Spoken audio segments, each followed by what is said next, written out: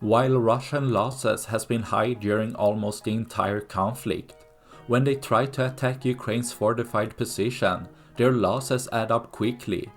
But even though Russia has a lot of equipment left in storage, they are losing it faster than they can produce them, meaning they will run out if nothing is changed.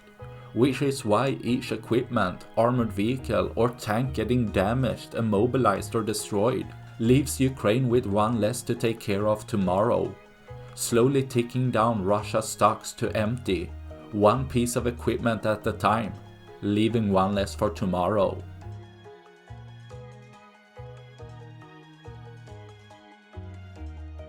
That's all I had for this video. Please like and subscribe for more. Thanks for watching. Bye.